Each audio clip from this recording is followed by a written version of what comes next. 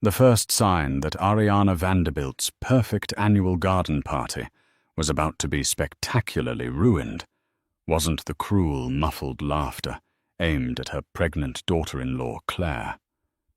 It wasn't even the single silent tear that traced a path down Claire's cheek as she stood isolated by the rose bushes. The first sign was a sound, a faint rhythmic chopping in the distance, a sound so out of place in the serene quiet of the exclusive Greenwich estate that it was first dismissed as a lawn-mower. But it grew louder, angrier, a pulsating whoomp, whoomp, whoomp that shook the very champagne flutes in the hands of the people who had just finished tearing a young woman's spirit to shreds. They had no idea they weren't just mocking a quiet artist. They were angering a king, and his arrival was imminent. Claire traced the rim of her water glass, the crystal cool against her fingertips. Across the small bistro table, her husband, Liam Vanderbilt, was radiating the kind of effortless charm that had first drawn her to him. His smile was genuine. His eyes, the color of warm whiskey, held an earnestness that seemed entirely out of place in the world he came from. He was talking about his latest architectural project, a sustainable community center. His hands sketching invisible blueprints in the air with infectious passion. This was the man she loved. Liam, the man who saw her a quiet, modestly successful painter, who preferred charcoal sketches to diamond bracelets, and didn't try to change her. He loved her worn-out sweaters, her paint-stained fingers, and the way she'd get lost in thought, staring at the patterns of light on a wall. Their life together in their cozy city apartment was their sanctuary. It was simple, real, and filled with a love so profound, it felt like the only truth in the world. The baby, a tiny life growing within her, was the beautiful, miraculous culmination of that love. She was 6 months along, and the gentle flutters in her belly were a constant, reassuring reminder of their shared future. But their sanctuary had walls, and beyond those walls was Liam's family, the Vanderbilts. The name itself felt heavy like a block of polished marble. They weren't just wealthy, they were an institution. New money, perhaps, by the standards of old European dynasties, but 2 generations of ruthless real estate development had cemented their name on the highest echelons of New York and Connecticut society. They lived in a world of Gala's boardrooms and brutal social calculus where net worth was synonymous with self-worth. "You're quiet tonight," Liam said, his voice pulling her from her thoughts. He reached across the table, his hand covering hers. "Worried about Saturday?" Claire gave a weak smile. "Is it that obvious?" "Only to me," he said gently. "It's just a garden party, darling. My mother's annual excuse to show off her peonies and intimidate the governor. It's not just a party, Liam. It's a performance. And I don't know my lines." This would be the 3rd Vanderbilt family event she'd attended since their whirlwind wedding 6 months ago. The first 2 had been excruciating. She had been treated not as a person, but as a puzzle to be solved, a curiosity. Where did Liam find her? Her background was a source of constant, thinly veiled interrogation. She had grown up in rural Oregon, homeschooled for much of her life. Her parents, she'd explained vaguely, were in logistics and valued their privacy. It was a half-truth, but it was all she could offer. The truth was a secret she guarded with a fierce, almost desperate protectiveness, a secret she hadn't even shared with Liam. It wasn't because she didn't trust him. She trusted him with her life, with the life of their child. But she had seen what colossal wealth did to people. She had grown up in its shadow, watching it warp relationships, breed suspicion, and turn love into a transaction.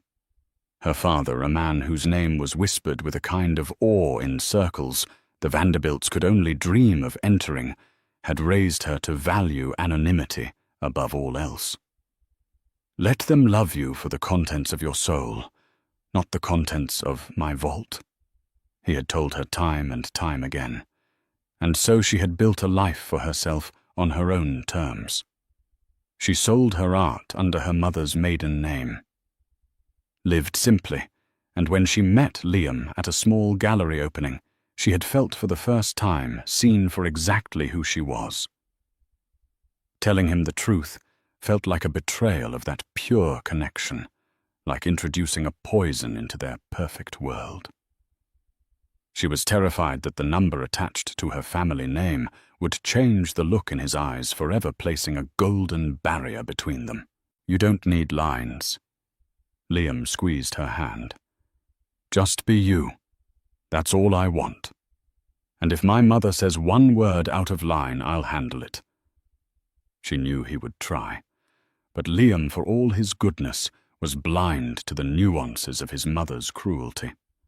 Ariana Vanderbilt was a master of the backhanded compliment, the condescending smile, the dismissal disguised as concern. She wielded social niceties like surgical instruments, each one designed for a precise, painful cut. Ariana had made it clear from day one that she believed Claire was an opportunistic schemer who had trapped her brilliant son. The pregnancy in Ariana's eyes was not a blessing, but the final cynical move in Claire's checkmate. The official invitation had arrived a week prior, thick cream cardstock with embossed lettering. "Mrs. Ariana Vanderbilt requests the pleasure of your company." It felt less like an invitation and more like a summons. "She asked me what I was planning to wear." Claire confessed, her voice barely a whisper. "She suggested I let her stylist assist me so I don't feel out of place." Liam's jaw tightened. "She did not. I'll call her." "No, please," Claire said quickly. "It'll just make it worse. It'll prove her point that I'm a fragile little mouse who can't handle things. I'll be fine. I bought a new dress. It's simple, but I think it's elegant." He sighed, the anger in his eyes softening into concern. "You are the most elegant woman I've ever known, Claire. In a $500 dress or a $5 one. Don't you ever forget that." She wanted to believe him. As she got ready on the morning of the party, she tried to hold on to his words. The dress was a simple, pale blue maternity maxi dress. It was tasteful and comfortable. She braided her long brown hair, opting for a simple, natural look. She wore no jewelry, save for her wedding band and a small, worn silver locket her father had given her when she was a child. As she looked at her reflection, she saw a woman who looked gentle, perhaps a little tired, and very, very pregnant. She didn't see a threat, but she knew Ariana Vanderbilt would. To Ariana, her simplicity wasn't a virtue. It was a glaring admission of her inferior breeding. It was the uniform of an imposter. "Ready to go?" Liam asked, coming up behind her. He looked impossibly handsome in a crisp linen shirt and tailored trousers. He wrapped his arms around her, resting his hands on her belly. "My two beautiful girls," he murmured into her hair. The baby kicked in response. For a moment, in the safety of his embrace, she felt a surge of strength. He was her shield. They were a team. They could face anything together. But as they drove out of the city and into the lush, manicured landscapes of Greenwich, Connecticut, a knot of dread tightened in her stomach. The gates to the Vanderbilt estate loomed ahead, massive wrought-iron monstrosities that seemed designed to keep the unworthy out. And Claire knew with a certainty that chilled her to the bone that she was about to enter the lion's den. The Vanderbilt estate wasn't just a house. It was a declaration. A sprawling neo-classical mansion of blinding white stone, it sat perched on a hill overlooking acres of lawn, so unnaturally green and perfectly striped it looked like a computer rendering. Fountains burbled, imported statues posed artfully in sculpted gardens, and a fleet of luxury cars, Bentleys, Rolls-Royces, a few token Teslas for show, were already parked by valets in crisp white uniforms. As Liam navigated their modest sedan up the winding gravel driveway, Claire felt herself shrinking. Her world of quiet studios and cozy cafes felt a universe away. This was a world built on display, on power, on the silent, ruthless judgment of appearances. Liam, sensing her unease, gave her hand a reassuring squeeze. "Deep breaths. We find my mother, say hello. Get some of those little crab cakes you like, and we can be out of here in 2 hours. I promise." 2 hours felt like a lifetime. The moment they stepped out of the car, the performance began. A chorus of "Liam, darling!" erupted from a group of women near the entrance. They descended upon him with air kisses and flashing jewelry, their eyes flicking over Claire with forensic curiosity. Liam handled it with practiced ease, introducing Claire with a proud arm around her shoulders. "Everyone, this is my wife, Claire." The smiles they offered her were tight, fleeting things that didn't reach their eyes. They noted her visible baby bump, and their expressions shifted from curiosity to a kind of knowing pity, as if confirming a shared suspicion. Ariana Vanderbilt stood near the grand stone steps leading to the veranda, holding court like a queen. She was a tall, impeccably preserved woman in her late 50s, dressed in a sharp, cream-colored Chanel suit that probably cost more than Claire's car. Her blonde hair was coiffed into a flawless helmet, and her smile was a weapon. "Liam, you're late," she said, her voice carrying a note of theatrical disappointment. Her eyes swept over Claire from her simple braid down to her sensible flat sandals, and her lips thinned almost imperceptibly. "And Claire, how quaint you look." "Hello, Mother," Liam said, his tone firm. "Claire looks beautiful." "Of course, dear. The natural look is so brave," Ariana replied, turning her attention back to her guests. The dismissal was absolute. Claire was a footnote, an accessory she didn't approve of. They moved through the party, a sea of pastel linen, glittering diamonds, and forced laughter.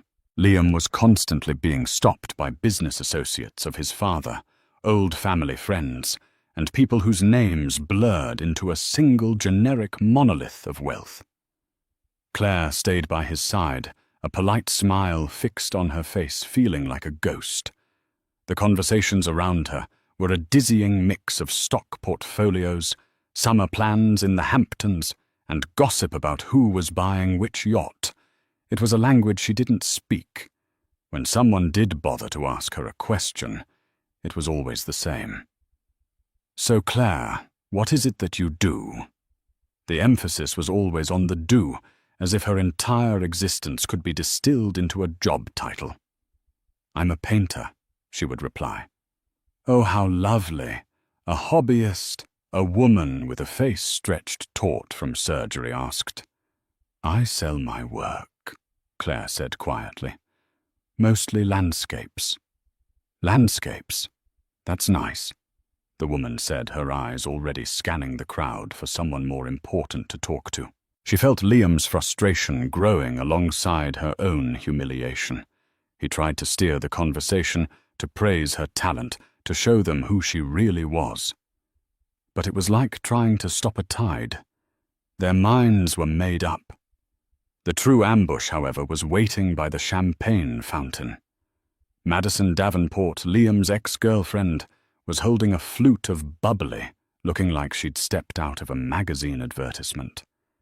She was the daughter of a rival real estate mogul, a woman who, in Ariana's eyes, was the perfect match for her son. Madison and Liam had dated for years, a Society Pages approved coupling that had been expected to end in a merger both corporate and personal. Claire's arrival had shattered that expectation, and Madison had never forgiven her for it. Well, well, if it isn't the happy couple. Madison purred her eyes, locking onto Claire's stomach. Or should I say the growing family, my Claire. You certainly didn't waste any time, did you?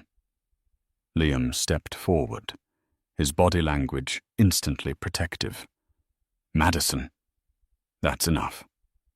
Oh, Liam, don't be so sensitive, Madison said with a dismissive wave of her hand. Everyone's thinking it. I'm just the only one with the courage to say it. It's a classic move, really. I should be taking notes. Claire felt the blood drain from her face. The implication was grotesquely clear. She was a gold digger who had gotten pregnant to lock Liam down. It was the narrative Ariana had been spinning from the start, and Madison was its gleeful town crier. My wife's pregnancy is a joy, not a strategy, Liam said, his voice low and cold. Apologize to her. Madison let out a brittle laugh. Apologize for what? Stating the obvious. Darling, look at her. She shows up here in a dress from... Where is that from, anyway? A department store. She doesn't fit in. And she knows it. The baby is her only claim to the Vanderbilt name, and we all know it. Each word was a physical blow. Claire could feel dozens of pairs of eyes on them, the ambient chatter of the party dimming as people leaned in to watch the drama unfold. She wanted the ground to swallow her whole. She looked past Madison and saw Ariana standing a few feet away, watching the exchange with a look of cold satisfaction. This wasn't just a random encounter. It was an orchestrated attack. Ariana had positioned her queen to take out the pawn. Claire tugged on Liam's arm. Liam, let's just go. Please. No, he said, his anger now white-hot. Not until she apologizes. But it was too late. The damage was done. The poison had been administered, and Claire could feel it spreading through her veins, a cold, sickening burn of shame and helplessness. She was trapped on display, and the woman her husband once loved was leading the charge to destroy her. The confrontation with Madison left a stain on the afternoon, a dark cloud that even the brilliant Connecticut sun couldn't burn away. Liam, furious, had pulled Claire away from the fountain, his arm a rigid band around her waist. He wanted to leave immediately, but Claire, in a haze of humiliation and a strange, stubborn flicker of defiance, insisted they stay. To run would be to admit defeat, to prove them right. I'm not going to let them chase us out of your family's home, she whispered, her voice trembling slightly. I just need a minute. He led her to a more secluded part of the garden, a small stone bench tucked away behind a trellis of climbing roses. The noise of the party faded to a dull murmur. I am so sorry, Claire, he said, his face etched with anger and regret. I should never have pushed you to come. I'm an idiot. I keep thinking they'll see you for who you are, that they'll eventually come around. It's not your fault, she said, though a small part of her felt a pang of resentment. He couldn't truly understand, because he had never been on the outside. He had never had his worth measured and found wanting in a single sweeping glance. They're snobs and they're bullies, he continued, his voice tight. Madison is just bitter. And my mother, she's... He trailed off, unable to find the right word to condemn the woman who raised him. She's protecting her legacy. Claire finished for him, a wave of weary understanding washing over her. And in her eyes, I'm a threat to it. They sat in silence for a few minutes, the scent of roses thick in the air. The baby gave a soft kick, as if sensing her mother's distress. Claire placed a hand on her belly, a protective gesture. This was about more than just her now. It was about the world her child would be born into. Would they always be seen as less than by their own family? Just as they were steeling themselves to rejoin the fray. Liam's father, Richard Vanderbilt, appeared. He was a bull of a man with a loud voice and a presence that filled any room. Unlike his wife, his judgments were not about breeding, but about business. He saw Liam's marriage to a no-name artist as a missed opportunity for a strategic alliance. Liam, there you are. I need to introduce you to John Hennessy. He's the zoning commissioner for the new waterfront project. His support is critical. Richard's eyes barely registered Claire's presence. He clapped his son on the shoulder, already steering him away. "Dad, just a minute," Liam protested, looking back at Claire with apologetic eyes. "It won't take a minute. This is important. Come on." "It's okay," Claire mouthed to Liam. "Go. I'll be fine." He hesitated, but the pull of family duty and billion-dollar deals was too strong. He gave her a final worried look and was swallowed back into the party. The moment Liam was gone, Claire felt a chill, as if the sun had gone behind a cloud. She was alone again, and the predators could sense it. She decided the safest place was on the fringes. She found a glass of iced tea and stood near the edge of the sprawling lawn, watching the guests mingle, feeling utterly invisible. But her invisibility was an illusion. She was being observed. Ariana and a small group of her closest friends, Madison included, had settled into a cluster of wrought iron chairs on the veranda. They were speaking in low tones, but every so often their laughter would rise, sharp and brittle, and their eyes would flick in her direction.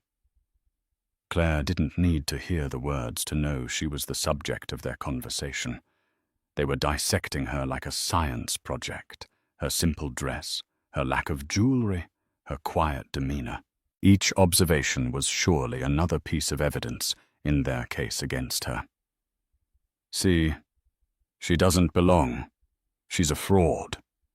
An older woman, Claire vaguely recognized as a Vanderbilt cousin, approached her, her face a mask of feigned sympathy. "Claire, dear, you must be feeling so overwhelmed by all this," the woman began, gesturing vaguely at the opulent scene. "I'm all right, thank you," Claire said politely. "It's just, we're all so surprised you understand," the woman continued, her voice dropping conspiratorially. "Liam always dated such substantial girls from good families, like Madison. You know her father, Charles Davenport, just closed that massive deal in Dubai. A wonderful family." The message was clear. A family's worth was measured in financial transactions. "And your family, dear." The woman pressed her eyes, gleaming with morbid curiosity. "Liam is so tight-lipped about them. Are they, well..." The question hung in the air, heavy with unspoken meaning. "Are they rich? Are they presentable? Are they worthy of us?" "They're very private people," Claire said, her standard, well-rehearsed line. "They live a quiet life." "Ah, quiet," the woman repeated, as if the word itself was a diagnosis of some unfortunate but manageable disease. "Well, that's sweet." She patted Claire's arm condescendingly, before drifting away, no doubt, to report her findings back to Ariana's tribunal. The slow poison of their words was working its way through her system. It wasn't just the overt cruelty of Madison's comments, but the 1,000 tiny cuts of condescension, the feigned sympathy, that was really just prying the constant, suffocating judgment. They were chipping away at her confidence, making her doubt her own worth, making her feel like the imposter they believed her to be. She felt a desperate urge to call her father, to hear his calm, steady voice. He would know what to say. He would probably tell her to get in a cab and come home, that these people weren't worth a moment of her time. But she couldn't. Calling him would mean admitting defeat. It would mean she couldn't handle this on her own. She scanned the crowd for Liam, but he was still deep in conversation with his father and the commissioner, a pained expression on his face. He was trapped, too, in his own way. The final, most calculated blow came, as she knew it would, from Ariana herself. She had risen from her seat and was now making her way towards Claire, a serene smile on her face. Madison trailed behind her, like a loyal, venomous lady-in-waiting. "Claire, darling," Ariana began, her voice smooth as silk. "I hope you're not finding things too dull. It must all be a bit much for you." "I'm fine, Ariana," Claire said, forcing her chin up. "It's just—" Ariana continued, lowering her voice, but keeping it loud enough for those nearby to hear. "I'm concerned about the baby. Stress is so bad for a pregnancy. And you seem so fragile. Are you sure you're up for the demands of being a Vanderbilt? It requires a certain fortitude, a certain pedigree." The word pedigree landed like a slap. They were talking about her as if she were a show dog, a brood mare whose bloodline was being questioned. Madison chimed in, her voice dripping with malice. "What Ariana is trying to say, Claire, is that we're all worried the baby might be overwhelmed by the sheer shock of being born into a world it's not equipped to handle." Claire stared at them, speechless. The cruelty was so breathtaking, so absolute. They weren't just attacking her. They were attacking her unborn child. They were suggesting her baby was somehow tainted unworthy because of her. A hot, dizzying wave of anger and despair washed over her. The polite smile she had been wearing all day finally shattered. The carefully constructed walls she had built around her emotions crumbled. Her vision blurred with tears.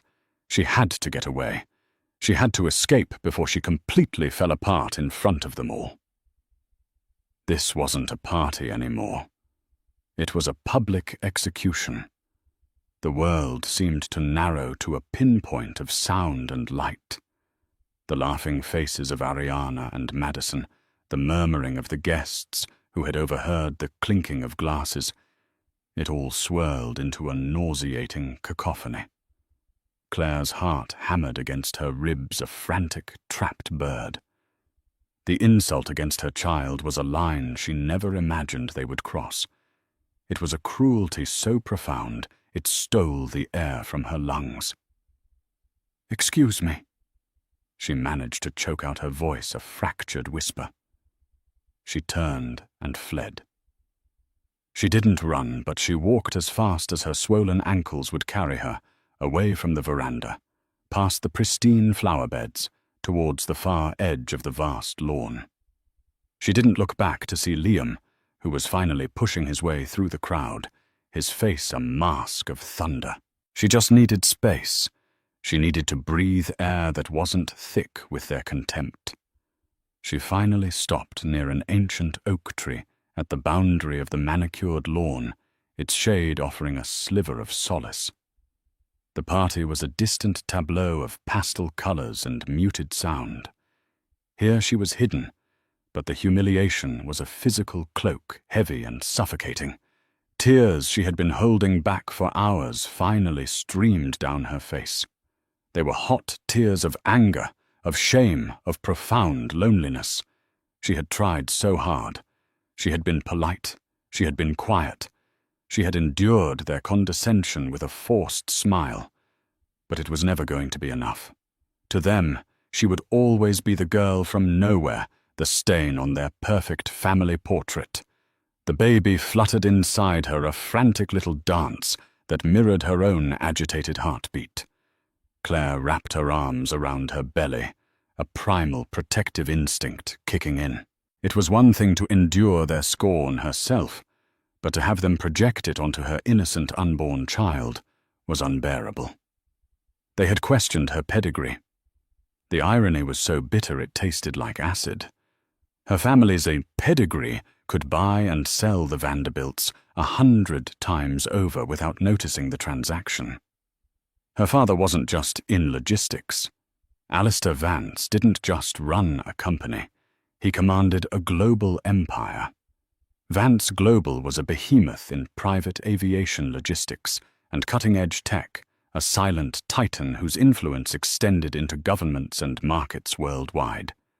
He was a man who prized privacy so fiercely that he employed teams of people to keep his name out of the papers, a man whose personal wealth was a matter of myth and speculation, because no one could accurately calculate it. And his only child, his heir, was currently crying behind a tree at a garden party, being mocked by a pack of provincial real estate snobs. A new emotion burned through the shame rage. A cold, clear rage she hadn't felt in years. They wanted to talk about fortitude, about power.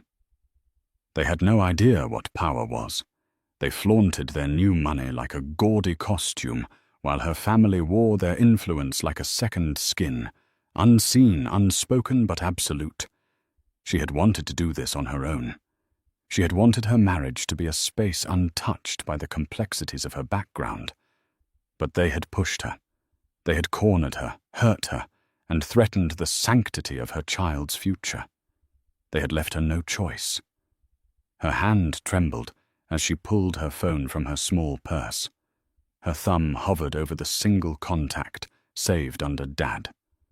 It was a direct satellite line, always on, always answered. She had only used it a handful of times in her life for true emergencies. In a way, this felt like one. It was an emergency of the spirit. She pressed the call button. It was answered before the first ring finished. No greeting, just the familiar, calm voice that had been her anchor her entire life.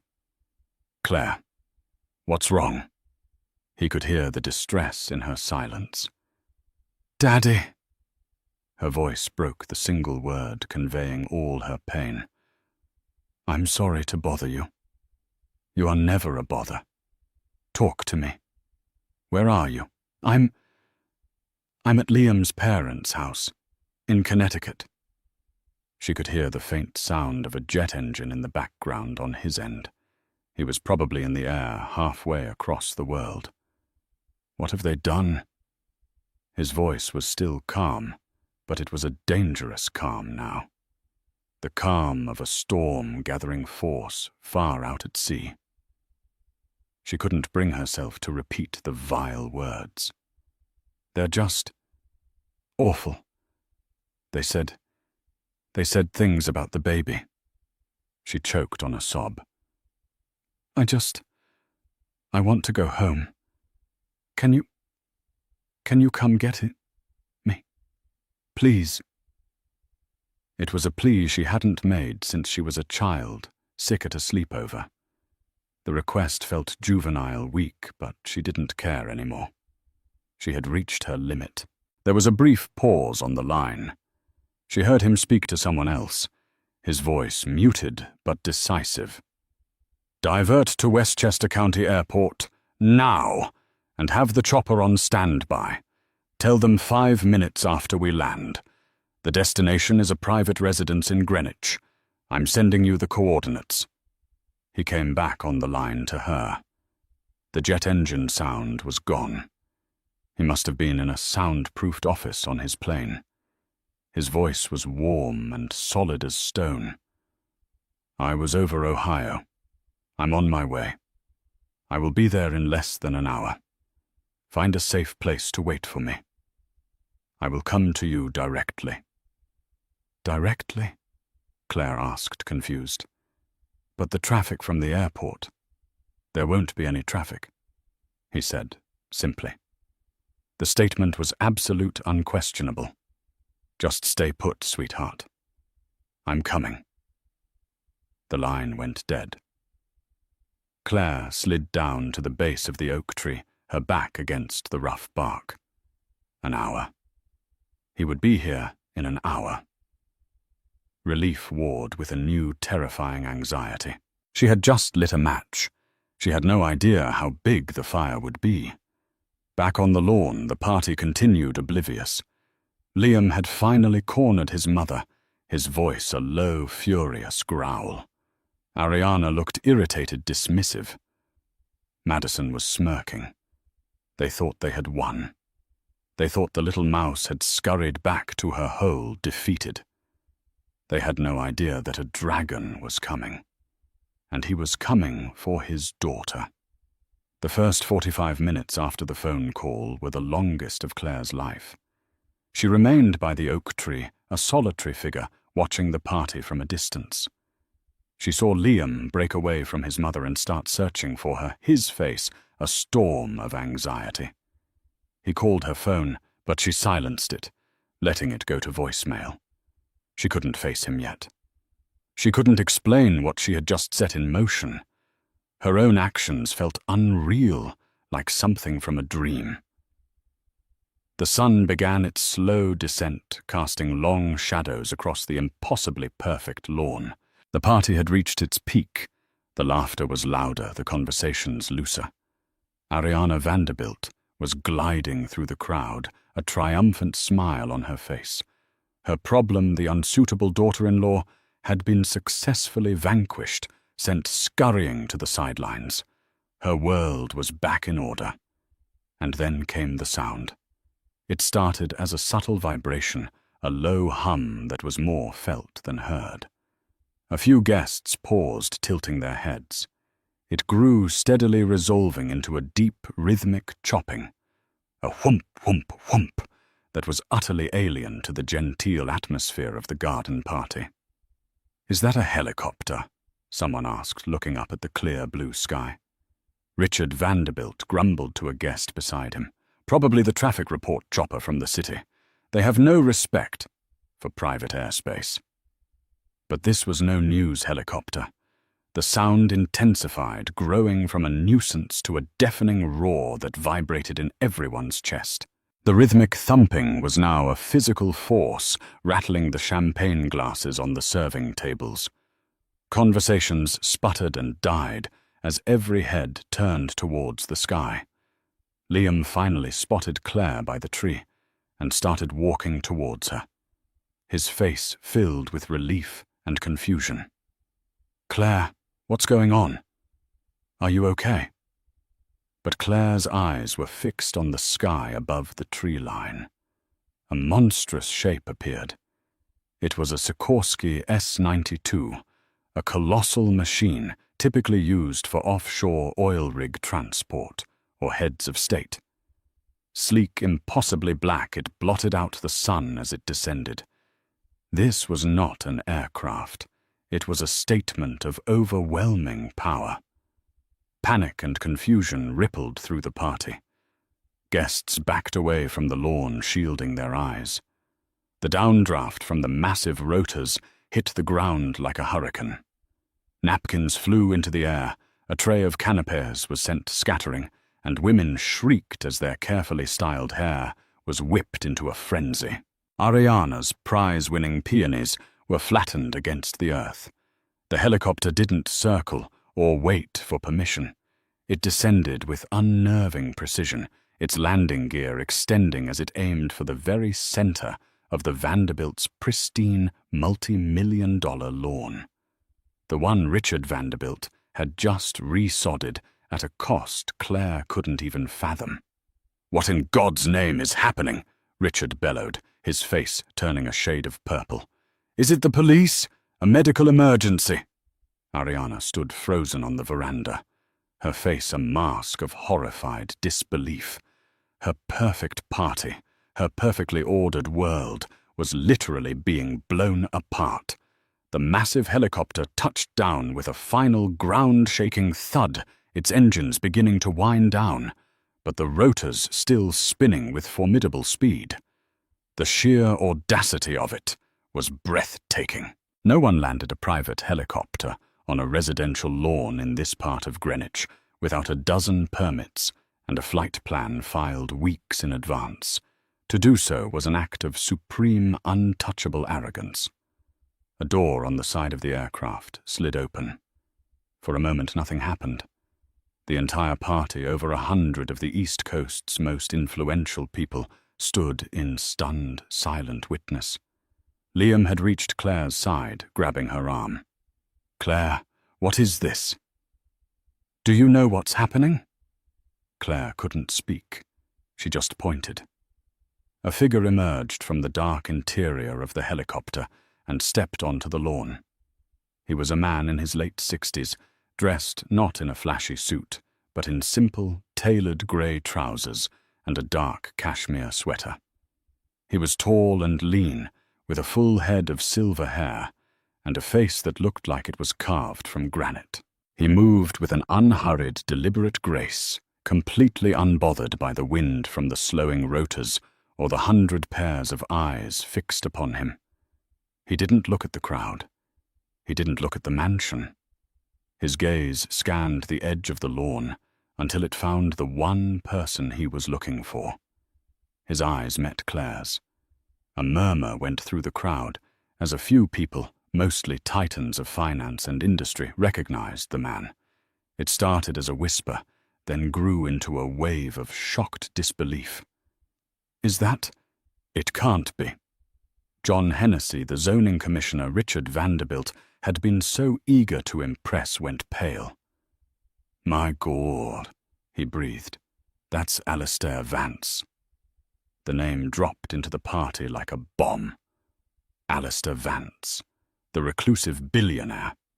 The phantom who moved markets with a single phone call. A man so powerful and so private that seeing him in person was like spotting a unicorn. And he had just landed his personal war machine on the Vanderbilts' front lawn. Ignoring everyone, Alistair Vance walked directly towards Claire.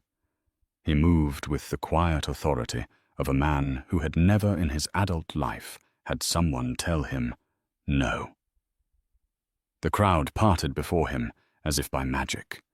He stopped in front of his daughter, his stern face softening with a deep paternal love. He reached out and gently brushed a tear track from her cheek. "Are you all right, sweetheart?" he asked, his voice calm and low, yet it seemed to carry across the entire silent lawn. Claire simply nodded, fresh tears welling in her eyes, this time of relief. Alistair then turned his gaze. It swept past a dumbfounded Liam, past the gawking guests, and settled on Ariana and Richard Vanderbilt, who were standing petrified on their veranda. His eyes were not angry. They were worse. They were cold, analytical, and utterly dismissive. It was the look a god might give an insect. The message was terrifyingly clear. They had not just insulted some poor, unconnected girl. They had harmed the most precious thing in the world to one of the most powerful men on the planet. And he had come to collect her. The silence on the lawn was absolute, broken only by the slowing whoomp, whoomp, whoomp of the helicopter's rotors. Every guest was frozen, a tableau of shock and dawning comprehension. The social hierarchy of the entire eastern seaboard had just been redrawn in the time it took for a man to step out of a helicopter. The Vanderbilts, who had positioned themselves at the top of this local pyramid, had just been revealed to be standing in the foothills of a mountain they didn't even know existed. Liam stared, his mind struggling to connect the dots. Claire, his quiet, unassuming wife, who loved farmers' markets and old bookstores. Alistair Vance, the legendary, almost mythical figure he'd read about in the Wall Street Journal. And the two of them were standing together, a father and a daughter. The worn silver locket Claire always wore. It suddenly made sense. It wasn't just a trinket. It was a link to a world he couldn't imagine. Alistair Vance kept one hand gently on Claire's shoulder. He then turned his full attention to Liam. He didn't look angry, but his gaze was intensely appraising, searching. "You're the husband," Alistair stated. It wasn't a question. "Yes." "Sir," Liam managed his voice, hoarse. "I'm Liam Vanderbilt." "I know who you are." Alistair said, his tone flat. "My daughter called me distraught. She asked me to come and get her. Explain to me why my pregnant daughter felt the need to be airlifted out of your family's home as if it were a war zone." Liam flinched. The question was a spear, and it hit its mark. He had failed to protect her. He had brought her into this nest of vipers and allowed her to be attacked. Shame, hot and profound, washed over him. My mother and some of the guests, they were unkind to her." Liam stammered, feeling the inadequacy of the words. Unkind was a pathetic understatement for the calculated cruelty she had endured. "I tried to stop it. I didn't realize how bad it was. It's my fault. I am so sorry." Alistair held his gaze for a long moment, and Liam felt as though his entire life, his character, his very soul was being weighed and measured. Finally, Alistair gave a curt nod, a flicker of something that might have been approval in his eyes. He appreciated the honesty, the immediate acceptance of blame. His gaze then shifted, moving past Liam to the figures on the veranda. He took a deliberate step forward, and it felt like the entire garden held its breath. He addressed Ariana directly, his voice devoid of any emotion which made it all the more terrifying. "Mrs. Vanderbilt." Ariana, who prided herself on her composure, looked as if she'd seen a ghost. Her face was ashen, her perfect smile gone, replaced by a slack-jawed terror. "Mr. Vance?" she whispered, her voice barely audible. I had no idea. We had no idea." "That is precisely the problem," Alistair said, his voice as cold and sharp as breaking ice. "You judge what you do not understand. You assign value to people based on the most superficial and insulting of metrics. You made my daughter a woman of more substance and character than anyone here feel worthless. You made her cry." He let that simple accusation hang in the air, its weight heavier than any financial threat. "And then," he continued, his voice dropping even lower, "you presumed to speak of her pedigree. You questioned the worth of my grandchild." He took another step closer. Richard Vanderbilt puffed out his chest, a reflexive, foolish attempt to stand his ground, but Alistair's presence seemed to suck the very air out of him. "Let me be clear," Alistair said, his eyes locking onto Ariana's. "My family's pedigree is not a topic for garden party gossip. You have mistaken a quiet nature for weakness. You have mistaken humility for a lack of worth. These are errors in judgment I would not tolerate in one of my junior executives, let alone from people who my daughter was supposed to call family." He paused, letting the silence stretch. "The damage to your lawn is unfortunate," he said, gesturing with a flick of his wrist. "My office will send a check. I suggest you find a very, very good landscaper." The dismissal was absolute. He had reduced their entire world, their mansion, their social standing, their pride to a patch of damaged grass that could be fixed with a check. He was telling them in no uncertain terms that they were an inconvenience he would pay to have removed. He turned to Madison Davenport, whose smug expression had dissolved into one of abject horror. Her father's company had several pending contracts that were peripherally connected to Vance Global's shipping network. Her face was a mask of pure panic as she realized the catastrophic implications of her petty cruelty. Alistair didn't even speak to her. He simply gave her a look of such profound contempt that she physically recoiled. He didn't need to say a word. Her fate in this world was sealed.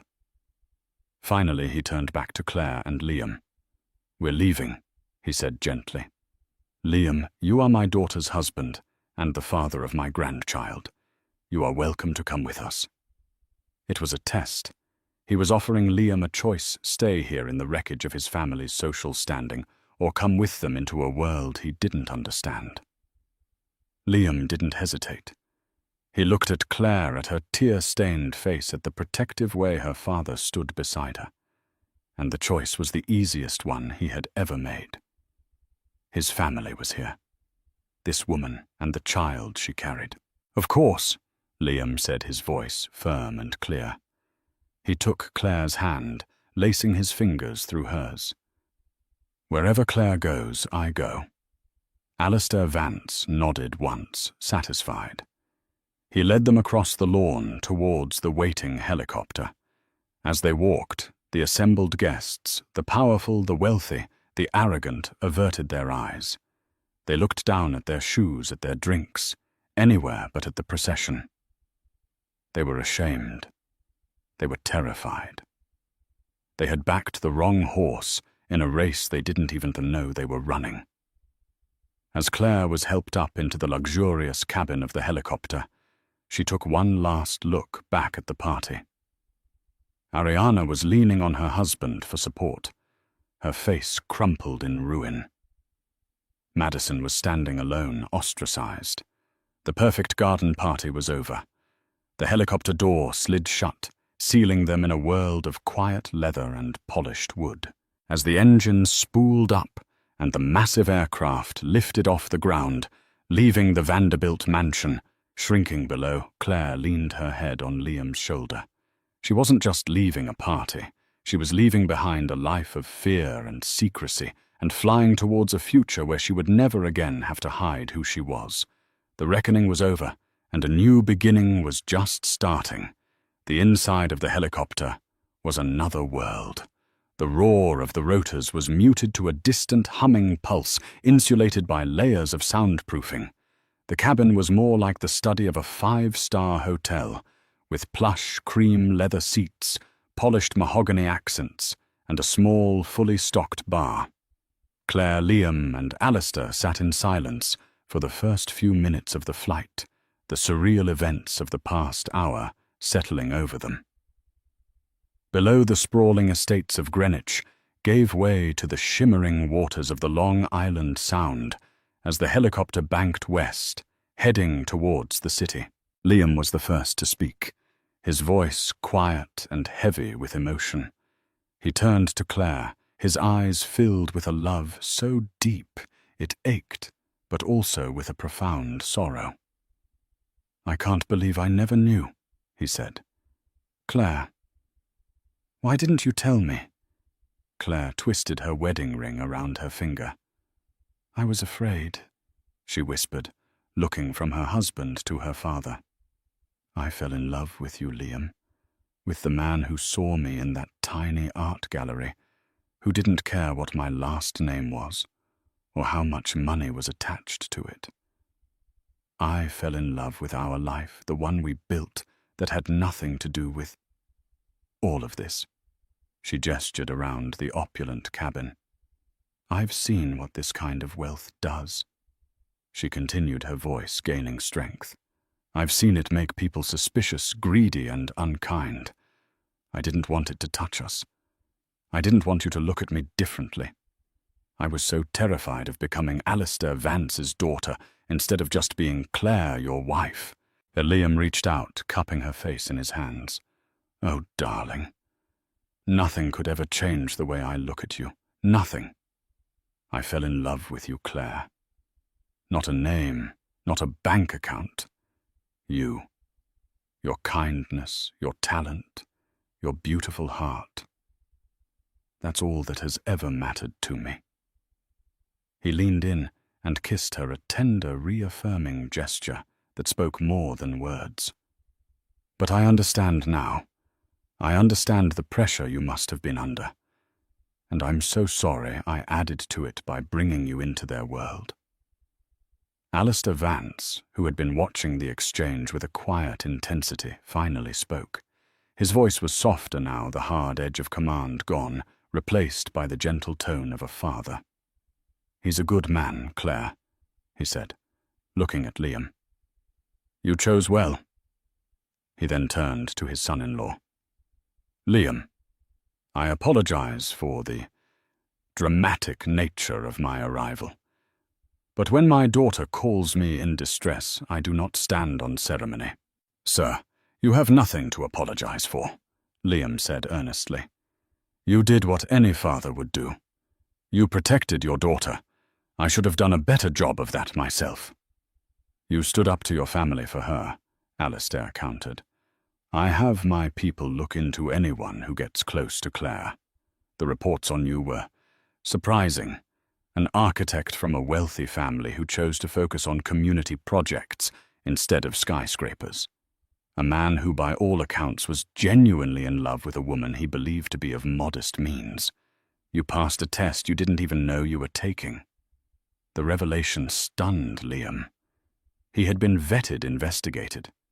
It should have felt invasive, but in that moment it just felt like further proof of the fierce, protective love Alistair had for his daughter.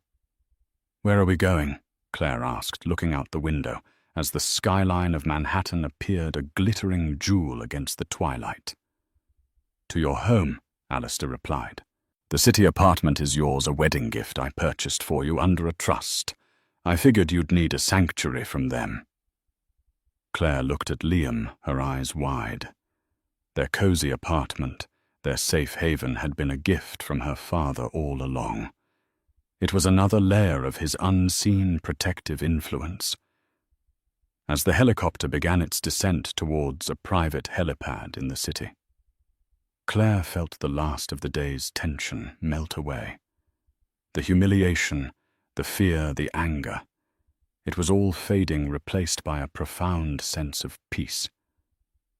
The secret she had carried for so long was finally out, and her world hadn't ended. In fact, her marriage felt stronger than ever. Liam knew everything, and he still looked at her with the same love and adoration. The aftermath of their departure would be catastrophic for the Vanderbilts. Socially, they were ruined. To have Alistair Vance himself publicly and dramatically rebuke them was a death sentence in their circle. Financially, the fallout would be slow but certain. Doors would quietly close. Deals would mysteriously fall through. Richard Vanderbilt's aggressive business practices had made him many enemies, and now his most powerful shield, his reputation, was gone. He was vulnerable, and the sharks would circle. But none of that was Claire's concern anymore. As they stepped out of the helicopter into the cool city air, Liam wrapped his arm firmly around her. Alistair placed a hand on his grandchild's future home, Claire's belly. "You two need to decide what comes next," Alistair said. "The world knows who you are now, Claire. Things will be different, but you will face it together, and you will never have to endure a day like this again. That I promise." Looking at her husband's loving face and her father's steadfast presence, Claire knew he was right. She was no longer just Claire, the quiet painter. She was Claire Vance Vanderbilt, a woman loved by two strong men, a woman about to become a mother. She had found her voice not in shouting or fighting, but in the quiet, desperate call for help that had summoned thunder from the sky. Her old life was over, but standing there between her husband and her father, with her baby safe within her, she felt an overwhelming sense of hope. This wasn't an ending. It was the beginning of her real story, a story she would now write on her own terms. Claire's story is a powerful reminder that true worth is never about the price tag on your dress or the name on your invitation. It's about the quiet strength you carry inside the love you nurture and the courage to stand up for yourself, even when your voice shakes.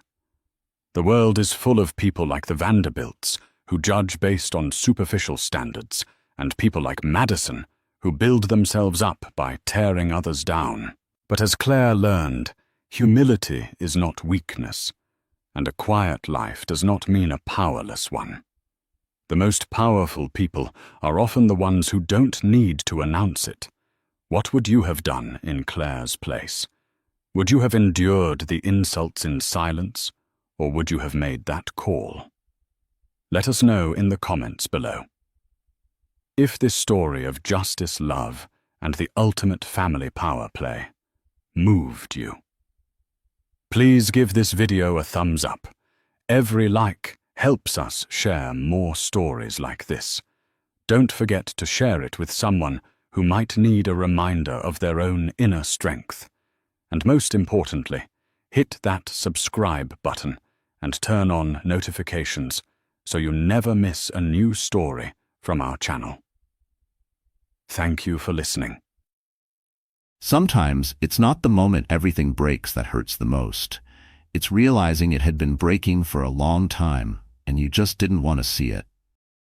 They say every perfect marriage hides its cracks. But for Claire Morgan, those cracks turned into craters overnight. One moment she was the cherished wife of a self-made millionaire, Ethan Morgan, living in a luxurious estate beyond her wildest dreams. The next, she found her world shattering before her eyes. A devastating betrayal, a pregnant mistress demanding her place, and an ultimatum that drove Claire out of her own home. Confused, heartbroken, and left with nowhere to go, Claire prepared to face a cruel reality. Yet, amid the darkness, a mysterious millionaire, Nathaniel Carrington, emerged, a beacon of hope she never saw coming. Claire Morgan had always prided herself on being practical. Even when she married Ethan Morgan, a man with soaring ambitions and charm that rivaled any Hollywood heartthrob, her feet remained planted firmly on the ground. She recalled the early days of their relationship, dinners in quaint cafes, late-night walks along the marina, discussing their future. The ring he presented on a crisp autumn evening. She was an ordinary girl from Willow Ridge, a small town near Vancouver, and he was an aspiring real estate investor determined to carve out an empire. Their union felt like a romantic fairy tale, one that promised a lifetime of excitement. Yet deep down, Claire suspected that if something appeared too good to be true, it probably was. Over the past year, Ethan had grown distant. Busy might have been an acceptable excuse. He managed multiple properties and chaired business conferences across the country, but it was more than that. A subtle coldness replaced his once warm eyes. Whenever Claire tried to discuss everyday matters, business dinners grew later and more frequent. Weekend getaways were postponed indefinitely, and during his supposedly busy nights, the phone calls. She couldn't help noticing how hushed his tone became whenever she walked into the room. Still, Claire fought to keep doubt at bay. Marriage was sacred to her, and she had stood before friends and family promising to remain loyal, trusting, and forgiving, for better or for worse. Love, she had always believed, was an anchor even when storms raged overhead. If Ethan was going through something, a business crisis or personal stress, she wanted to be there for him. After all, that was her role as a wife. Yet Ethan never confided in her anymore, and she felt more like a silent spectator on the sidelines of her own relationship. It was on a warm April evening that the first bombshell dropped. Claire found a text on Ethan's phone, an overly affectionate message from someone named Vanessa Ruiz. Torn by a mix of curiosity, dread, and guilt, she looked further. The conversation was intimate, peppered with stolen photos and confessions of longing that Claire had never heard from Ethan, at least not in a very long time. Stunned, she confronted him. He insisted it was nothing but a flirtatious mistake, the kind of drunken text exchange that meant absolutely nothing. She stared at him, trying to steady her breath, but inside her chest, her heart felt as if it had shattered into tiny, jagged pieces. The words on the screen were burned into her mind. Affectionate nicknames, playful innuendo, secret rendezvous. She wanted to scream, to cry, to throw the phone across the room, but all she managed was a quiet, "Who is she?" A cold silence followed, heavier than any shouted confession. Claire wanted to believe him, she truly did, because the alternative, that her husband was indeed cheating, was too painful to bear. She felt uncertain about whether she was just reading too much into an isolated event. She decided to give him the benefit of the doubt, but her heart clenched painfully at the memory of that message. Vanessa Ruiz, the name echoed in her mind. The fact was, something had changed. Ethan continued traveling, even more often, to Toronto or Chicago, leaving Claire behind in their enormous Vancouver home. Days became weeks without so much as a genuine conversation. He assured her it was only temporary. His real estate empire was expanding. But the question kept gnawing at her. Expanding into what? She might have been naive, but she wasn't foolish. She recognized that a wedge was driving them apart, one that looked suspiciously like a woman. One evening, Claire confided in her closest friend, Rachel Lynn, a dear companion since college. Rachel listened intently as Claire poured her heart out. Rachel's dark brown eyes softened with sympathy. She didn't sugarcoat the possibility that Ethan was unfaithful, but she also knew the heartbreak that came from jumping to conclusions. "You need to confront him, Claire," she said. "You can't live in this limbo. Either he's going to work on the marriage with you, or he's not. But you deserve the truth." Claire knew her friend was right. At the same time, fear wrestled with her better judgment. Was she ready to hear the truth, if it was the worst possible news? Could she endure her marriage disintegrating if he truly was involved with another woman? Throughout that restless night, Claire lay awake in their king-sized bed, staring at the empty space beside her where Ethan slept on the rare occasions he was home. Her heart thumped with dread at the idea of a confrontation. The silence in the room was deafening. She reached across the bed, fingers brushing the cool, untouched sheet. That space used to be filled with whispered dreams, quiet laughter. Now it was just empty. So was she. The question burned in her. Had she been foolish all along? What if Ethan admitted he was cheating? What if he turned the tables on her, blaming her for snooping or for not being supportive enough? The unknown seemed more terrifying than any known heartbreak. After years of believing in the promise of forever, she felt the ground shifting beneath her. She was a wife committed to love, loyalty, and the life they had built together. But no matter how hard she tried, she could not shake the creeping suspicion that everything she held dear was about to collapse. The confrontation Claire had rehearsed in her mind countless times finally happened during a rare weekend when Ethan was home. She approached him in the living room, a sprawling space adorned with modern art, plush leather couches, and a panoramic view of English Bay. Ethan was sipping coffee, scrolling through his phone, his suit jacket hung on the arm of the couch, tie loosened, hair slightly disheveled. He looked every bit the busy, important man with no time for distractions. "Can we talk?" she asked, trying to keep her voice from trembling. Ethan glanced up, mild annoyance flickering across his face.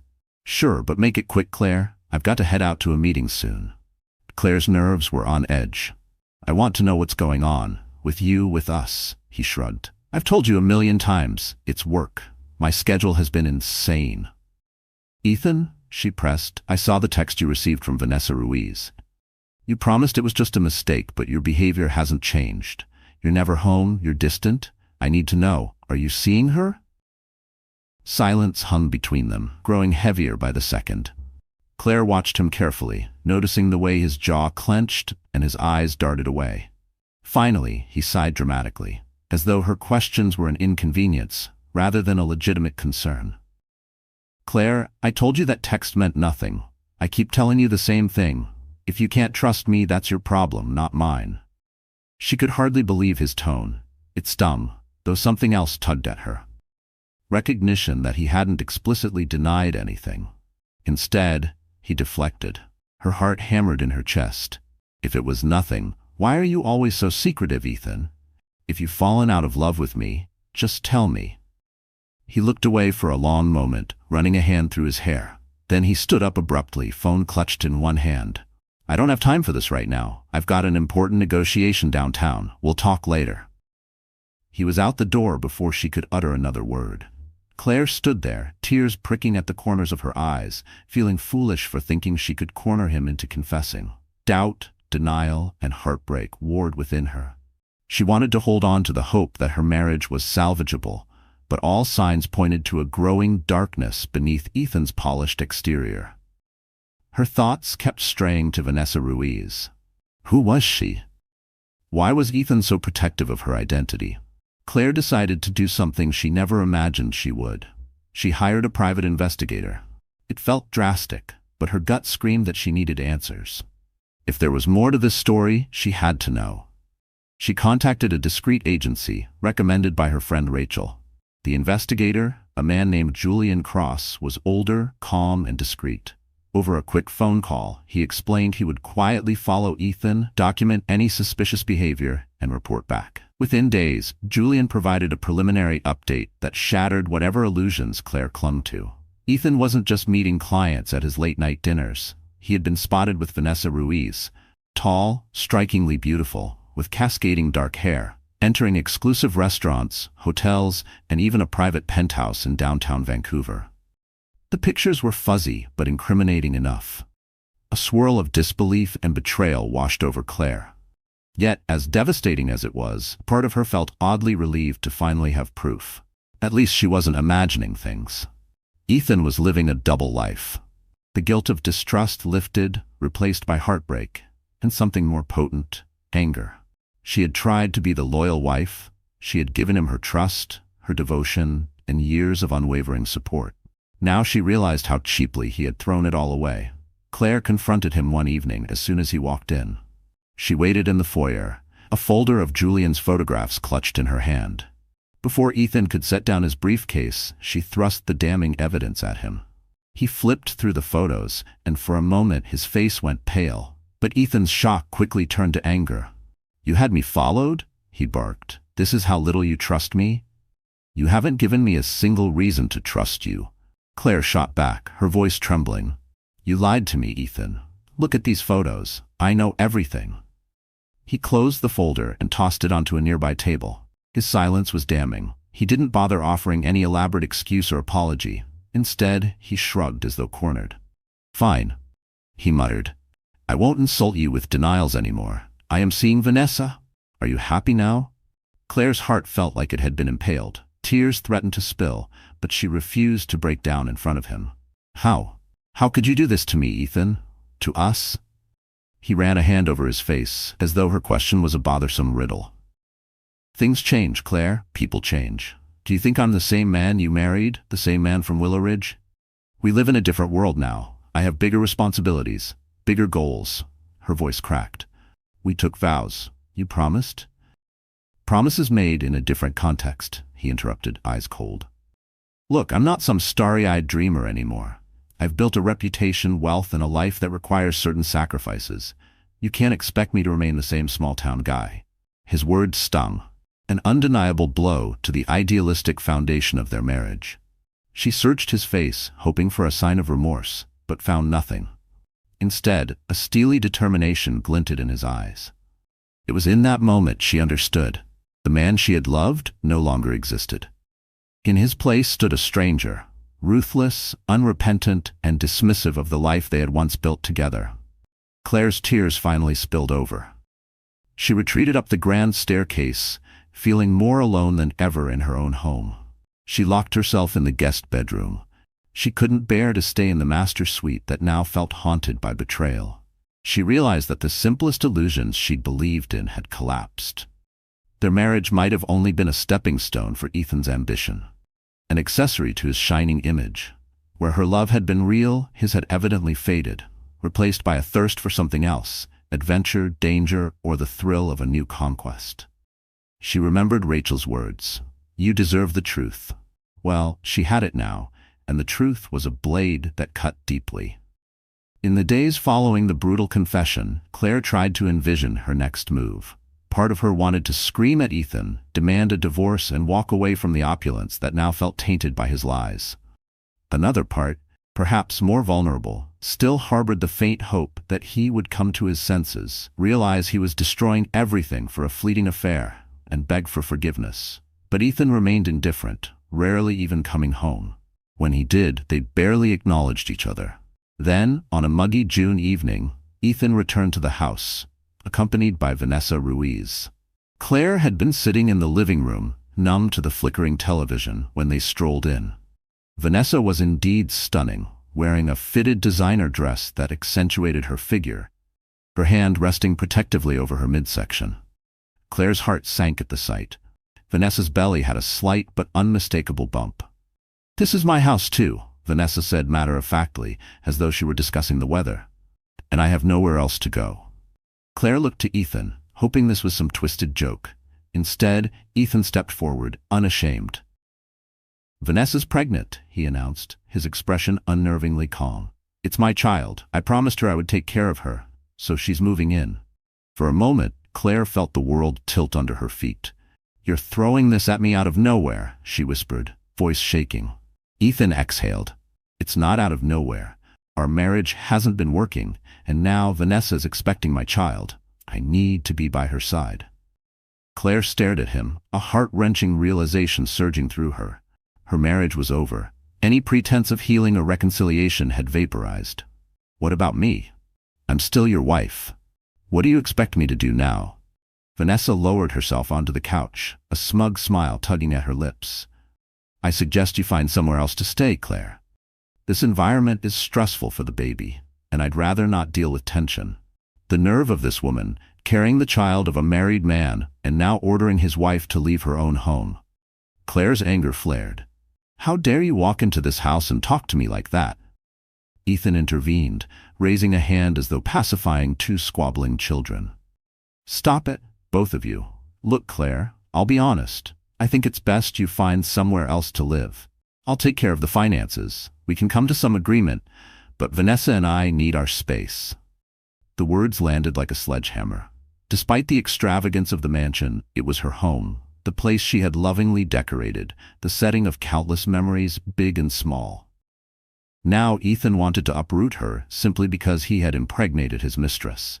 The betrayal was so stark, so brazen, that Claire could only stare at him in shock. "You can't be serious," she croaked, tears welling up again though she tried to blink them away.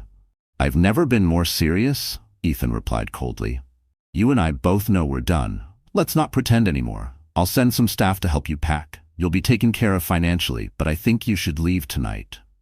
The finality of his tone confirmed it. There was no going back. Claire felt a flash of humiliation, heartbreak, and rage. She wanted to scream at him, to ask what she had done to deserve this cruelty, but all that came out was a broken whisper. "You're a monster, Ethan." She bolted upstairs, tears streaming, half running, half stumbling as she packed a suitcase in a daze. She fumbled with clothes, personal items, memories collected over years of marriage. She had no plan. Where would she even go at this hour? Could she show up at Rachel's doorstep? A swirl of panic and devastation crashed over her. Downstairs, she heard Vanessa's soft laughter and Ethan's low voice as they talked, presumably discussing trivial matters about how to rearrange the furniture to suit Vanessa's taste. This was beyond heartbreak. It was a nightmare from which she yearned to wake up. Clutching her suitcase, she fled downstairs. She could not bring herself to look at them. All she saw in the corner of her eye was Vanessa's satisfied smirk, a confirmation that Claire was being usurped in every sense of the word. Without a backward glance, Claire stepped out into the night. A swirl of cool air and despair enveloped her. The mansion door slammed shut behind her, cutting her off from the life she once knew. The sight of her car in the driveway was a brutal reminder that, to the outside world, she was still Mrs. Morgan, the wealthy wife who had it all, but the reality was far darker. Her life had been ripped away in the blink of an eye, all because her husband's mistress was carrying his child. As Claire climbed into her car and started the engine, she thought of the betrayal, the humiliation, the uncertainty that lay ahead. For the first time in her life, she felt utterly powerless, like a stranger in her own existence. Claire drove aimlessly through the city, tears blurring her vision as she replayed the night's events in her head. Part of her wanted to call Rachel, but it was already late, and she felt ashamed of her predicament. Another part thought about checking into a hotel, but even that felt too daunting. In desperation, she called her brother Lucas Caldwell, who lived 2 hours away in Kelowna. Sleepy and alarmed, Lucas answered after several rings. She poured out a flood of words, confessing everything that had just happened. His voice, usually confident, turned shaky with disbelief. "That son of a..." You should come down here. I'll get the guest room ready. Stay as long as you need." Though Lucas's offer was comforting, Claire hesitated. She didn't want to be a burden. She also felt, in a strange twist, that running to her brother might make it all too real. Maybe she wanted some space to digest it all alone, to figure out her next step. With trembling hands, she thanked him and said she'd consider it, but that she had to sort her thoughts first. She told him she'd call back soon. By the time she hung up, she found herself parked in front of an upscale lounge near downtown, the Crestline Atrium, a modern building with sleek black windows and gold lettering. A wave of nostalgia washed over her. Before the marriage began to crumble, she and Ethan had attended an event there, hosted by an old friend of his, a man named Nathaniel Carrington, also a successful entrepreneur who ran a chain of luxury hotels and clubs. Nathaniel had always exuded a subtle air of kindness behind his polished demeanor. He and Ethan weren't particularly close. They moved in the same social circles, but parted ways on multiple business ventures due to conflicting interests. Yet Claire remembered how Nathaniel would greet her warmly at social gatherings, always with genuine curiosity about her life. She recalled once at a charity gala how he had confided in her about his philanthropic dreams, building shelters in underprivileged neighborhoods. She found him far more compassionate than most millionaires she'd met in Ethan's orbit. She sat there in the driver's seat, tears dried but cheeks still stained, remembering that same charity gala. Nathaniel had politely listened to her talk about her interest in setting up community centers in her old hometown. He had even given her his personal card, telling her to contact him if she ever needed help with a charity event. Now, ironically, she needed help, but of a vastly different sort. Almost on autopilot, she retrieved her purse and found that card. Nathaniel Carrington, CEO of Carrington Lux Holdings. There was a personal phone number scribbled beneath his name. Her mind swirled. Would it be too outrageous to call him now, especially about something so personal and humiliating? Yet at that moment, she realized she had no idea where else to go. The idea of sleeping in her car or drifting into a random hotel alone sounded terrifying. Her fingers hovered over the keypad, trembling not just from the cold, but from shame. This wasn't who she was. She wasn't the type to call someone, especially a man she barely knew, for rescue. But tonight, pride had no place. She was tired, humiliated, and too broken to keep pretending she could handle it all alone. She dialed the number, heart pounding. The phone rang 3 times before a groggy but recognizable voice answered. "Hello?" Nathaniel sounded concerned, as though anticipating bad news at such a late hour. "This is Claire Morgan, from the charity events." Her voice trembled with uncertainty. There was a brief silence, and then he spoke gently. "Claire, it's quite late. Are you all right?" And in that moment, the floodgates opened. She whispered the entire story, her voice shaking with fresh sobs. How Ethan had cheated, how the mistress was pregnant, how they had demanded she leave her own home. She hardly knew Nathaniel beyond polite society chatter, but she clung to the faint memory of his kindness. When she finished talking, she realized how ridiculous she must sound, calling an acquaintance in the dead of night, unloading her heartbreak. "I'm so sorry," she said quickly, embarrassment blooming. "I shouldn't have. I don't know who else to call. I'm parked outside the Crestline Atrium, actually. Please don't worry, I'll figure something." Her ramblings ceased when he interrupted, his voice calm yet urgent. "Where exactly are you? Are you alone? You shouldn't be on the street in the middle of the night." She told him the address, tears forming again because even hearing concern from someone felt overwhelming. "I'm fine," she tried to insist, though her voice betrayed her. "You're not," Nathaniel said firmly. "Stay right there. I'm sending one of my people to escort you into the Crestline Atrium. I own that building. You'll have a room for the night, free of charge. I'll be there as soon as I can." Before she could protest, he ended the call. Claire sat there, stunned, feeling a swirl of relief and confusion. Why was Nathaniel being so generous? They'd barely had more than a few conversations, but she had no time to second-guess his kindness. Within minutes, a well-dressed employee approached her car, gently tapped on her window, and guided her inside. The foyer of the Crestline Atrium was grand, with marble floors and crystal chandeliers. The staff member quietly led her to an elevator that whisked them to the 10th floor. Moments later, she found herself in a luxurious suite, boasting floor-to-ceiling windows with a view of the Vancouver skyline, plush furniture, and a king-sized bed that promised comfort she desperately needed. The employee, introducing himself as Vincent, set her suitcase down with respectful deference. He mentioned that Mr. Carrington was on his way, and that if she needed anything, she should just dial the front desk. Left alone, Claire sank onto the sofa, hugging a pillow. Her world had imploded in the most humiliating public way possible.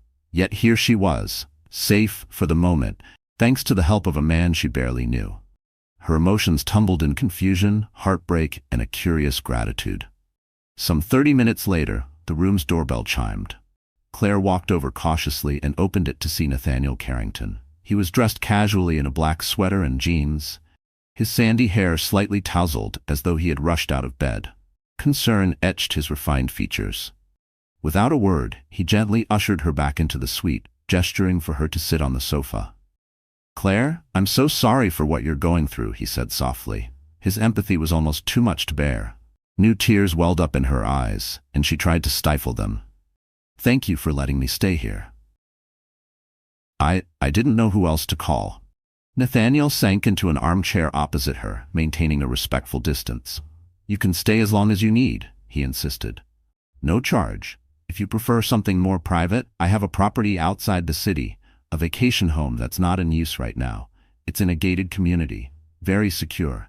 If you need a place to gather your thoughts or just escape, it's yours." Claire stared at him, stunned.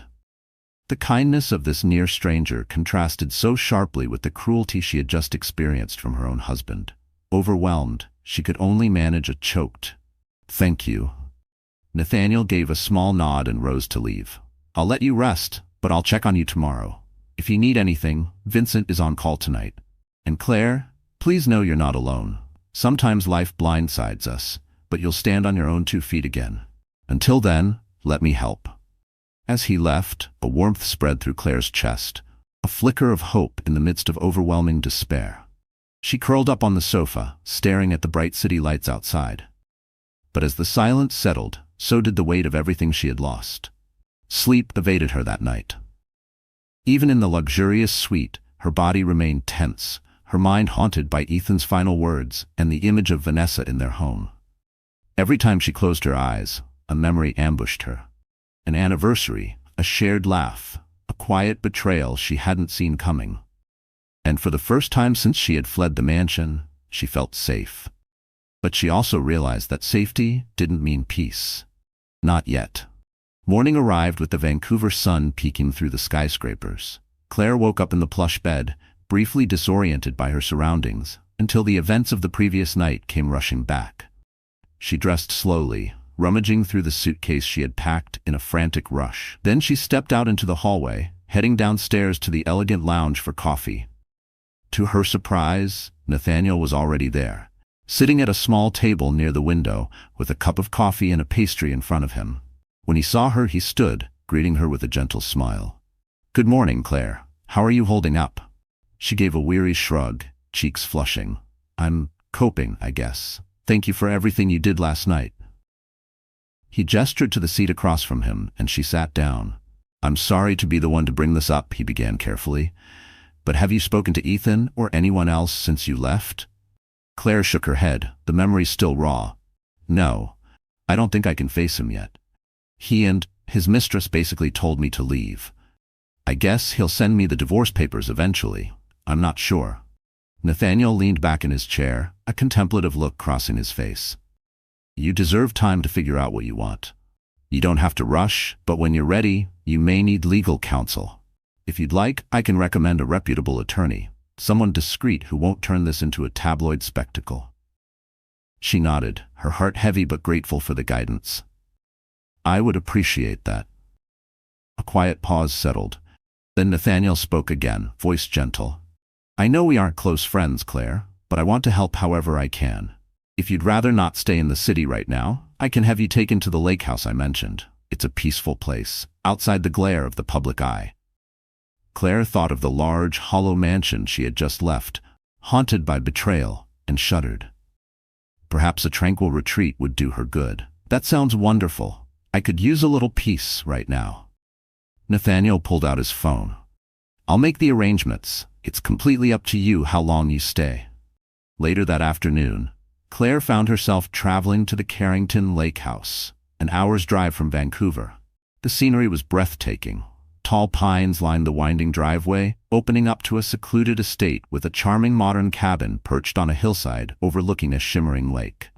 A caretaker, Martha Chambers, welcomed Claire warmly, handing her the keys and showing her around. Martha mentioned that Mr. Carrington visited occasionally, but the place was mostly vacant. Inside, the cabin was spacious yet cozy, featuring floor-to-ceiling windows that let in abundant natural light, a stone fireplace, and understated decor. It exuded a peaceful energy, far removed from the noise of the city and the chaos of Claire's personal life. On her first night there, Claire found herself sitting on the wooden deck, gazing at the calm lake waters under a blanket of stars. The trauma of Ethan's betrayal lingered in her chest. The silence, though soothing, also gave space for her thoughts to echo. She caught herself wondering if maybe, just maybe, she had missed something. Some warning, some moment when everything began to unravel. A small part of her wondered if her failure to see it made her complicit. The thought frightened her. But for the first time in a long while, she felt a gentle sense of possibility. She had left behind years of marriage, yes, but that meant, in some way, she was starting anew.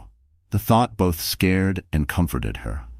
Over the next few days, Claire tried to keep her mind occupied. She did yoga by the lakeside, read books she had never finished, cooked simple meals in the cabin's well-stocked kitchen. Now and then, she texted Rachel, who was furious and demanded to visit. Claire postponed that visit, saying she needed to rest and reflect. Nathaniel called every couple of days to check on her well-being, always polite, never intrusive. True to his word, he also referred her to a top-tier lawyer named Victoria Hensley. On one phone call, Victoria explained the basics of the divorce process, potential settlement options, and the need to document everything, especially because there was a mistress carrying Ethan's child. Though daunting, hearing a professional voice guiding her felt empowering. She realized she was not as powerless as she had believed. One evening, after a particularly rough day filled with mental battles, replaying images of Ethan and Vanessa in her house, Claire found herself at the lake's edge, skipping stones across the water. A sleek SUV pulled into the driveway. She turned to see Nathaniel stepping out, dressed in casual chinos and a light sweater. Surprised, she stood up, brushing off her jeans. "I hope I'm not intruding," he said with a gentle smile. "I was in the area for a site inspection at another property and thought I'd drop by to see how you're doing." He looked around, the warmth in his eyes unmistakable. Reflecting genuine concern, he asked, "Is this place comfortable enough for you?" Claire nodded, touched by his consideration. "It's perfect, peaceful, and beautiful." They ended up sharing a simple meal Martha had prepared. Over dinner, Claire opened up about her emotional whirlpool. The anger, the heartbreak, and the occasional guilt for not seeing Ethan's betrayal sooner. Nathaniel listened intently, rarely interjecting, just letting her talk. She found it unexpectedly cathartic. After finishing the meal, they walked out onto the deck again, the night sky overhead. "I might not know exactly what you're going through," Nathaniel said softly, "but I do understand heartbreak. I once lost someone I loved dearly." He paused, looking down as though the memory still pained him. "It was different. She passed away due to illness. But I remember that numbness, that sense of your life unraveling." Claire's eyes widened. She had heard rumors of a tragedy in Nathaniel's past, but never the details. Compassion flooded her. "I'm so sorry. I didn't know." He offered a faint smile. "It's been years, but some pains never fully leave. They just become part of you. You learn to live again, though it feels impossible at first." His admission touched her deeply. It was a reminder that everyone carried hidden scars, the wealthy, the successful. They weren't immune to life's cruelties. In that moment, she realized how safe she felt around Nathaniel, how his presence exuded a calm that steadied her unraveling nerves. "I'm trying to find my footing," she murmured, hugging her arms around herself. "I spent so long supporting Ethan's dreams, I barely remember my own." Nathaniel turned to face her. "What did you love before meeting him?" She blinked, recalling her younger self, her passion for community work, her fascination with interior design, her dream of opening a youth center in Willow Ridge. I wanted to do social outreach, especially for teens and single mothers. I came from a modest background, and I've seen how one chance can change someone's life. Her voice faltered as she spoke, emotion thick in her throat. It wasn't just the words, it was the rediscovery of a piece of herself she hadn't touched in years. For so long, her dreams had been filed away like old papers, irrelevant to Ethan's world. Speaking them aloud felt raw, like unearthing a long-lost part of her soul. He listened, his expression thoughtful. Then, maybe this is your chance to revisit that dream. You have talents, Claire. Don't let them go to waste. She felt a stir in her chest, a spark of something akin to hope. In the wake of heartbreak, hearing someone validate her aspirations was like a breath of fresh air. Maybe the future wasn't just a looming void. Maybe, with support and newfound courage, she could rediscover herself. They spoke until the sky was ink black, sharing stories, discussing possibilities, and for the first time since Ethan's betrayal, Claire went to bed feeling a cautious optimism bloom within her. Back in Vancouver, the tabloids had started buzzing about Ethan Morgan, the flashy real estate tycoon rumored to have impregnated his mistress. Claire tried to ignore it, but she couldn't evade the world forever. Her phone lit up with messages from acquaintances, and even some press inquiries. She kept her circle limited. Only Rachel and Lucas were updated about her whereabouts. They offered unwavering support, though both worried about her isolation. Meanwhile, as Victoria Hensley delved into the details of Ethan's assets, she discovered that Ethan had moved certain finances around, apparently attempting to shield them from potential divorce settlements. There were shell companies, hidden real estate investments, and suspicious overseas accounts. Victoria urged Claire to keep a low profile, but to remain firm. Claire had never wanted a vicious legal battle. She wanted what was fair, but mostly she just wanted closure and a new beginning. Yet it seemed Ethan would not make it simple. One afternoon, her phone buzzed. It was Ethan. Against her better judgment, she answered. His voice was clipped. Claire, I spoke to my lawyers. We're drafting an agreement. I trust you'll be reasonable. Reasonable. The word sparked her anger. Reasonable? She echoed. Like how you and your mistress kicked me out of my own home? Or are you referring to trying to hide assets so you don't have to pay me what I'm owed? There was a momentary pause. Don't start with accusations. I've taken care of you for years. She laughed bitterly. Yes, you've taken care of me while you cheated, fathered another woman's child, and demanded I leave the moment she walked in. What a shining example of devotion. The tension crackled. Finally, Ethan muttered, I'll be in touch. Don't push me, Claire. You won't like the outcome. He hung up. She stared at her phone, hands trembling. Any residual illusions of an amicable settlement vanished. Ethan was determined to keep his fortune intact, possibly under Vanessa's influence. The very thought made her chest tighten. She reminded herself that she had a competent attorney. She would not be bullied. Days later, Victoria called Claire with more unsettling news. Ethan's legal team was proposing a meager settlement, an insult considering his net worth. And rumor had it, he was even preparing a smear tactic, claiming Claire had known about his affair and encouraged him to live separately. It was a blatant lie, but it indicated how dirty he was willing to fight. Claire closed her eyes, exhaling a shaky breath. She was done playing the victim. If Ethan wanted a war, she would defend herself with everything she had. She might not have the financial muscle he did, but she had the truth, and a skilled lawyer who believed in her case. While she navigated the legal quagmire, Nathaniel occasionally visited or called. He never pried, he simply offered support. Their connection grew in quiet, subtle ways. A shared dinner, a walk by the lake, late-night talks about life's unpredictability. Claire found solace in his presence. She discovered new layers to the gentleman behind the affluent facade. In one of their conversations, Nathaniel surprised her with an idea. I've been thinking about your passion for outreach, he began, eyes bright. One of my companies has a charitable arm. We're always looking for new philanthropic initiatives. If you're open to it, we could partner with you to start a community center. Maybe in Willow Ridge? Claire's mouth fell open. It felt too good to be true. She stammered. That's enormous. I wouldn't even know where to start. Are you sure? He nodded earnestly. I'm sure the logistics can be sorted out. We have the funds and you have the heart and vision. It could be a pilot project with you at the helm. Overwhelmed, she felt tears prick her eyes. For so long, her dreams had been submerged under Ethan's ambitions. Now someone believed in her enough to offer not just moral support, but the resources to realize her vision.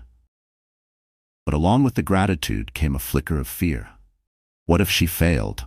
What if she wasn't as capable as Nathaniel believed? A whisper of Ethan's voice echoed in her mind, cutting, dismissive. You're good at ideas, Claire, but you don't know how the real world works. She swallowed hard, blinking quickly. That was the old Claire, silent, shrinking. She wasn't that woman anymore. I'd love to, she whispered, gratefulness coursing through her. Thank you. Nathaniel's eyes softened. We'll make it happen. Together. Those words echoed in her mind. Together. She wasn't alone in this fight, or in her future endeavors. Though she had lost so much, life had a strange way of opening new doors, and perhaps new connections she never anticipated. As the divorce case proceeded, Ethan grew more belligerent. One day, Victoria informed Claire that Ethan's lawyer had presented a particularly harsh set of demands.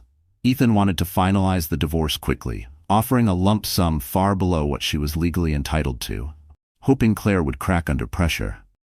It became clear he was also hiding behind the unborn child, using that situation to garner sympathy among his inner circle. Enough was enough. Claire decided it was time to face Ethan in person. She arranged a meeting at Victoria's office.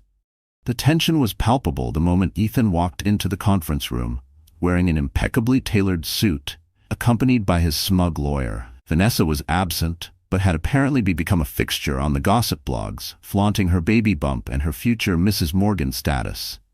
Claire hadn't seen Ethan face to face since that horrible night.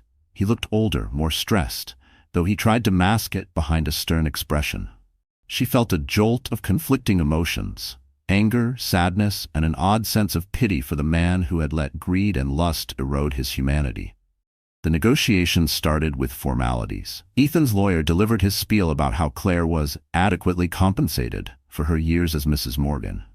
Victoria countered with evidence of Ethan's financial manipulations and the possibility of contesting them in court, which could damage his public reputation. Tensions escalated. Voices rose. Finally, Ethan spoke. Claire, we don't have to drag this through the mud.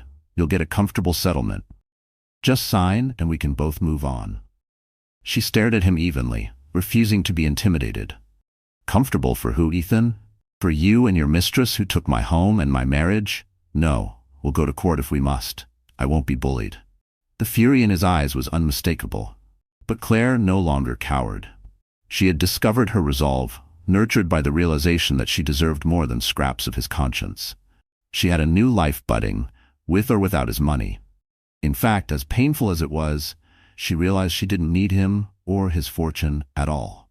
Victoria's voice pierced the silence. We'll see you in court then, she announced, finality in her tone. Unless your side is willing to offer a fair settlement, my client is prepared to proceed, and I'd advise caution. The press is already sniffing around. Divulging details of Mr. Morgan's financial mischief would not play well for his standing in the business community. Ethan's lawyer tensed. Ethan glared at Claire one more time, but there was no trace of the loving man she had once known, just arrogance and bitterness. He stormed out, leaving a flurry of tension behind. After the meeting, Claire sat alone in Victoria's office, feeling both drained and oddly triumphant. She might have lost the fairy tale illusion of marriage, but she was no longer cowering under Ethan's influence. She was forging her own path now, and ironically, the possibility of a fully independent future began to excite her. Months passed. The legal battle intensified, then finally settled. Perhaps due to the mounting threat of public exposure, Ethan's side yielded more reasonable terms. Enough for Claire to comfortably start anew. She didn't walk away with half his empire, nor did she want to. Her priority was to free herself from the toxic ties that bound her to Ethan. The day the divorce was finalized in court, Claire left the building feeling simultaneously exhausted and liberated. She removed her wedding ring on the courthouse steps, a quiet gesture that signified the end of a painful chapter. She had loved Ethan once, but that man was gone, replaced by someone she hardly recognized. Not long after, gossip columns flared with sensational headlines. Millionaire Ethan Morgan finalizes divorce as mistress awaits baby. It should have stung. But Claire found she could read the headlines without collapsing. She had found her own place in the city, a modest but charming apartment she decorated with warm, welcoming touches. But she still spent weekends at the Carrington Lake House, where Nathaniel joined her whenever his busy schedule allowed. Together, they began making serious plans for the community center in Willow Ridge, a project Claire titled Second Chances. True to his word, Nathaniel provided the financial backbone while Claire worked with local organizations to develop programs for teenagers, single mothers, and others in need. The project gave her a sense of purpose, an energy that replaced the void left by her disastrous marriage. As the months rolled on, whispers started in their circle. Was there something more than friendship between Nathaniel Carrington and Claire Morgan, the newly divorced wife of Ethan Morgan? Even Rachel, who finally visited the lake house, teased Claire about the spark she noticed between them. Claire blushed, insisting they were just good friends. Yet deep down, she couldn't ignore the growing feeling in her heart. Nathaniel was respectful, never crossing boundaries, never pressuring her. He seemed genuinely committed to the idea that Claire needed time to heal. But the closeness they shared, the laughter, the late-night confessions, the mutual excitement over the community center, built a tender bond. In the quiet corners of her mind, she sometimes allowed herself to imagine a future with him, though she quickly reminded herself to tread carefully. Then came the opening day of Second Chances, a bright Saturday morning in Willow Ridge. Nathaniel, in a crisp white shirt, stood beside Claire as they welcomed the first group of teens entering the newly renovated building. Once an abandoned municipal hall, it had been transformed into a vibrant space filled with art, computers for job searches, and counseling areas. Community members flocked to witness the ribbon-cutting ceremony. The local press was there, capturing every moment. After the official speeches, including Claire's heartfelt words about how one helping hand can change a life, the mayor cut the ribbon. Applause erupted, cameras flashed, and tears of joy welled up in Claire's eyes. She thought about her younger self, dreaming of making a difference. That dream had been buried during her marriage, but now it was reborn, stronger than ever. Standing to the side, Nathaniel watched her with quiet admiration. When the crowd began to disperse into the building, he approached her. "Claire," he said softly, "congratulations. This is your vision come to life." She met his gaze, heart fluttering. "I couldn't have done it without you." He shook his head. "I just provided the resources. This is your passion, and I'm so proud of you." In that moment, it happened almost naturally. He leaned forward, and she rose onto her toes, meeting his lips in a tender, almost tentative kiss. The world seemed to fall away. It was a kiss free from guilt or betrayal, a kiss signifying a new start for both of them. They parted slowly, each breathless, gazing at each other with mutual wonder. No words were needed. The glimmer in their eyes spoke volumes about second chances, about healing from heartbreak, about daring to trust someone again. As they rejoined the gathered crowd, their intertwined hands hinted at a future yet unwritten, a future rooted in respect, kindness, and the hope that love, when honest and true, could indeed bloom anew, even after the darkest storms. Word arrived that Vanessa had given birth to a baby boy. The press hailed Ethan Morgan as a devoted father, showcasing pictures of him beaming beside Vanessa in a private hospital suite. Claire read the news with surprising calm. The sting of betrayal was still there, but the wound had begun to heal. She no longer defined herself by Ethan's actions. She had found a new sense of identity, a new mission, and a quietly growing love that promised to treat her far better than her past ever had.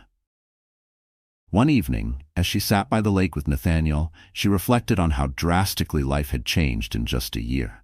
She'd gone from a devastated wife to an independent woman, spearheading a philanthropic venture she had always dreamed of. The betrayal that once threatened to destroy her had instead propelled her toward growth. In that sense, Ethan had, ironically, given her the greatest gift of all: freedom. Freedom to rediscover her dreams, to build something meaningful, and to open her heart to a man who truly saw and cherished her. Thank you for joining Claire on this roller coaster journey, one marked by betrayal, heartbreak, resilience, and ultimately hope.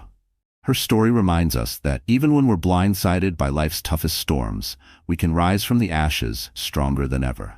When a cheating millionaire husband and his pregnant mistress threatened to destroy Claire's world, she found a second chance in the most unexpected place: the compassionate support of another man who believed in her. Through her relentless courage and the kindness of true friends, she created a brand new life, one brimming with purpose and love. Dear friend, life rarely unfolds the way we planned, and often it tests us in ways we never imagined. But as the Stoics remind us, the obstacle is the way. What once felt like the end of everything for Claire became the beginning of something far more honest, beautiful, and true. Her pain didn't vanish, but she chose not to let it define her. Instead, she rebuilt herself, piece by piece, until the life she had quietly dreamed of began to bloom in reality. Let this be your reminder. Sometimes your heartbreak is just the first chapter of your transformation. If this story moved you, if you saw even a sliver of your own journey in Claire's, I invite you to like, share, and subscribe. Help us spread stories that heal, empower, and remind us all that even in our darkest hours, hope is never too far away.